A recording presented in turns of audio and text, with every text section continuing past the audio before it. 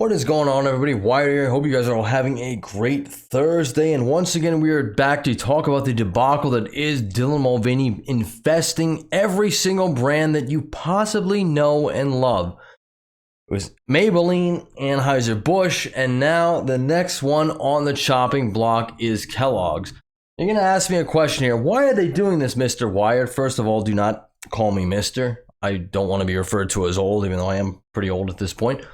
Secondly, it's for this sweet ESG score so they can get more money coming in if their ESG is woke. But will this actually help brands? Well, from what we've seen from Target, from what we've seen from Anheuser-Busch, Maybelline, Nike, Adidas, it doesn't actually seem like it actually helps at all, which is weird. So it's like shooting yourself in the foot, but hey, I guess these companies, they all got so much money, they don't care. And now we have to talk about classic brand Tony the Tiger partnering with Mulvaney in an effort to get that sweet ESG score, to push the propaganda onto your children in every way they possibly can. And the new thing is cereal boxes. Is Kellogg's next? Dylan Mulvaney goes blonde and poses with Tony the Tiger at the Tony Awards. At least it's a fitting place to do it, I guess. Tony and Tony, right? Dylan Mulvaney, 26, proves blondes are more fun as she posed. Oh, okay. Posed with Kellogg's Tony the Tiger on her arms. The trans influencer appeared on the 76 Tony Awards magenta carpet at magenta carpet at United Palace Theater on Sunday evening, wearing a black diamond and don't care. Mulvaney posed alongside Tony the Tiger, who swapped out his iconic red scarf for a customized bow tie featuring his name. I'm surprised it wasn't a rainbow. I really am.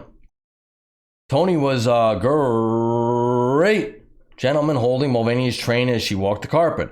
They posed for several photos exchanging smiles and laughs. And I'm sure Mulvaney is laughing all the way to the bank as they somehow destroy all of these iconic brands. You would think they would learn from Anheuser-Busch, and I thought that too. I really thought, why would anybody follow in their footsteps? But it's for an ESG score. That is the truth behind all of this. The powers that be say you have to go woke, or we're not going to give you money anymore. So everybody's going woke, even though they know it's going to be catastrophic to their brands. It's absolutely incredible where we're at with this capitalistic society here. The Tiger will present unique gold-filled cereal bowls engraved with Kellogg's Frosted Flakes at the Tony's after party. Tony is thrilled to celebrate all the amazing talent and present them with a new Tony moment after a curtain falls, Laura Newman, Senior Director of Brand Marketing, said. Should Mulvaney's appearance at the iconic Frosted Flakes massacre hint towards a collaboration, Kellogg's could be headed to a controversial outcome. And I'm absolutely sure it will. If it's going to be anything like Target, anything like Anheuser-Busch, anything like Maybelline, anything like Nike, anything like Adidas, you're going to see sales drop. Is that Mulvaney? Look at that, very strong chin. Bigger than Tony's. Huh.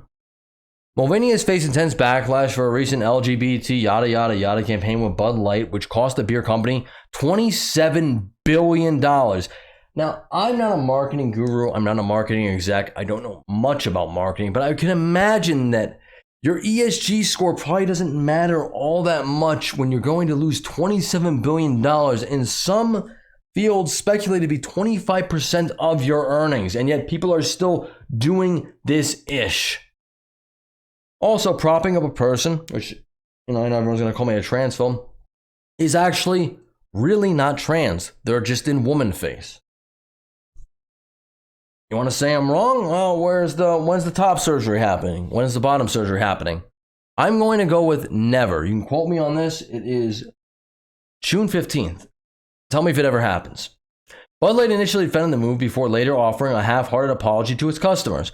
Other brands such as Target, Nike, Cracker Barrel, and Kohl's have witnessed repercussions for releasing pride-related merchandise as well. Target released a pride-themed clothing line for children and tuck-friendly women. Yeah, we all know about that. I covered that already, the whole tuck-friendly thing, and they've lost money. Everybody has lost money from promoting this stuff. People are getting fed up with it. And yet Kellogg comes out here, they roll out the red carpet, or I guess the rainbow carpet, and they want to promote Mulvaney, which I have no problem with Mulvaney personally. I mean, I think they're a grifter. I don't think they're very ingenuous to this whole movement that they actually try to propagate. But we live in a capitalistic society, so hey, make your bag, king, queen, whatever you want to identify as, totally fine. But very disingenuous nonetheless. And you can see from the comments down here, fine by me. Actually, I'm surprised they didn't transition Tony the Tiger into Tony the Tigress. Either way, I'm done with them. I stopped buying Kellogg product many years ago when I leaned, I guess that should be learned. They were the major funder of the W.K. Kellogg Foundation, nonprofit arm of Kellogg's America's Cereal and Sweets giant, is reportedly a major donor to leftist billionaire George Soros. Oh, that's not good.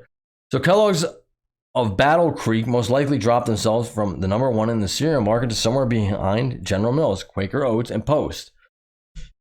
He's an influencer. One thing is for sure, he's influencing a lot of people to not buy the product. And I would 100% agree with that. 100% agree.